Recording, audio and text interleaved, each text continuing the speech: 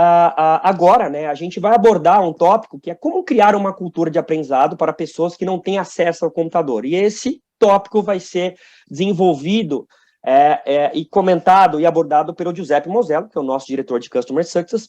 Pepe, fique à vontade, a bola está contigo. Obrigado, Léo, muito obrigado. Obrigado a todos por terem vindo.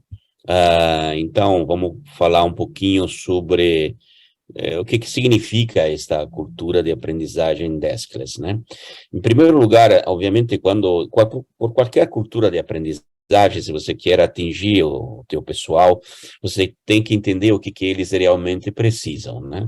Nós estamos sempre falando de adultos, então estamos sempre falando de pessoas, de sujeitos de razão, de sujeitos da liberdade, de sujeitos de consciência, que obviamente precisam de alguma forma ser atendidos, entende, da melhor forma possível, para serem engajados, entende, do ponto de vista de treinamento, para ter a participação deles, né? Então, entender as exigências deles é o primeiro passo, entende, para você criar uma cultura de aprendizagem deskless, neste caso. O que o deskless precisa? Em primeiro lugar, sabemos que eles são pessoas que trabalham no campo e não usam computador, entende, né? E normalmente usam, obviamente, alguma outra forma, entende, para eles acessarem os sistemas da empresa. Então, o mobile, com certeza.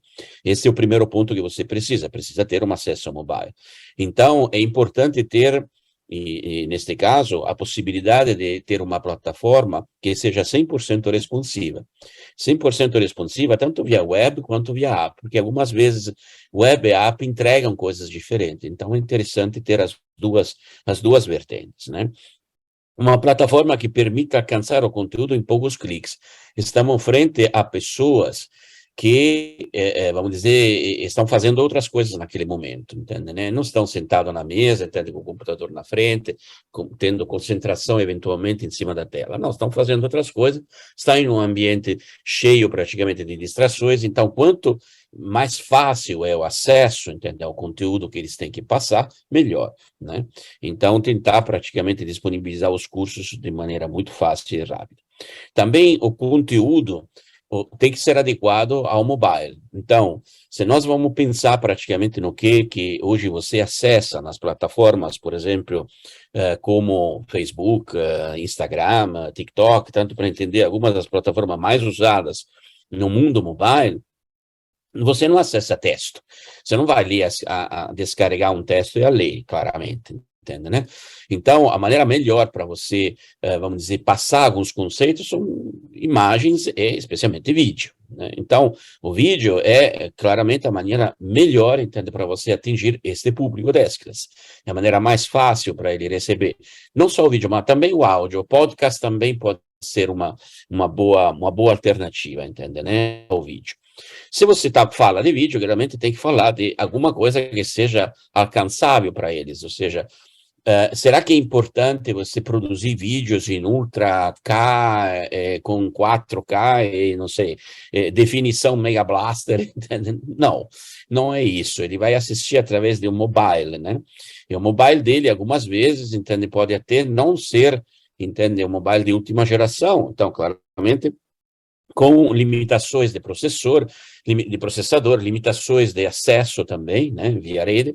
Então, neste caso, claramente você tem que produzir alguma coisa que seja alcançável para ele. Então, não é tão importante a qualidade, entende, do vídeo, é importante o conteúdo do vídeo. O que você passa para ele, entende, isso é extremamente importante. E outra coisa importante é a facilidade de acesso, ou seja, a possibilidade que ele acesse este vídeo facilmente e que o vídeo não trave.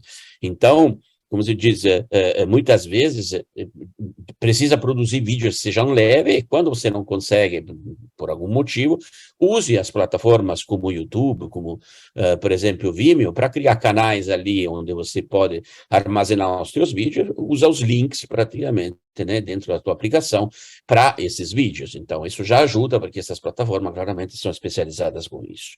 Subtítulos também, algumas vezes, pode ser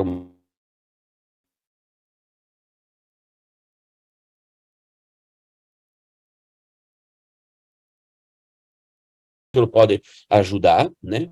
E especialmente com interações. Tem sempre que pensar que essas pessoas estão em um ambiente que é cheio de distrações. Então, se você não coloca alguma interação, ele vai perder boa parte dos conceitos, entende, que estão sendo passados no vídeo, porque ele se distrai. Então, a interação ajuda a focar praticamente, né? E ajuda a ele absorver melhor o que você está apresentando para ele no vídeo, né? Então, neste caso, colocar interações, isso é fundamental. Outro ponto, entende, né? Eles são pessoas que muitas vezes não têm e-mail da empresa. Então, eles podem ter um e-mail pessoal, mas não tem um e-mail da empresa. Então, comunicar com eles via e-mail se torna difícil, né? Então, é importante ter a possibilidade, entende? A chance de comunicar com eles via SMS, para notificações, né? Notificações de acesso à plataforma, notificações, por exemplo, sobre novos conteúdos, notificações sobre outras notificações que eles podem, eventualmente, acessar na plataforma, né? Muitas vezes, eles também não têm conexão disponível, né? Então, no Brasil, por quanto temos uma ótima distribuição praticamente da rede internet, e em algumas áreas ainda o sinal é muito fraco ou até totalmente ausente. Então, neste caso, nós precisamos garantir também que tenha um acesso offline. Então, permitir a eles que possam, praticamente, quando tenha a rede disponível, descarregar, né, o conteúdo, né, obviamente sem poder compartilhar por motivos de proteção da propriedade intelectual do teu conteúdo, e permitir a eles que possam seguir, então, sem problema, acessar este conteúdo sem problema, mesmo sem rede, tendo a possibilidade, obviamente, que as interações, entende, os retornos que eles têm dentro do conteúdo voltem, né, ao centro, ou seja registrado de qualquer forma na plataforma quando estiver novamente online. Esse é outro ponto importante. E também estamos frente a pessoas que estão no campo, exercendo funções, né, e tem pouco tempo para seguir treinamentos, ou seja, o tempo que eles têm é realmente limitado. As distrações são extremamente altas, então, a única maneira para você realmente atingir eles é utilizar o microlearning. Se você coloca cursos extremamente longos, praticamente, para eles assistirem, ou vídeos extremamente longos para eles assistirem, claramente você vai ter uma baixa adesão, entende, né? Ou você vai ter um baixo resultado. Porque, de qualquer forma, o tempo, entende, que eles têm é baixo, e o tempo, entende, a curva de atenção ao qual eles são supostos é extremamente baixa, mais baixa de quanto possa ser normalmente quando você está em um escritório. Então, microlearning é fundamental. Quando nós falamos de microlearning, o primeiro ponto, entende, a primeira coisa importante do microlearning é que tem que ser útil para o deskless.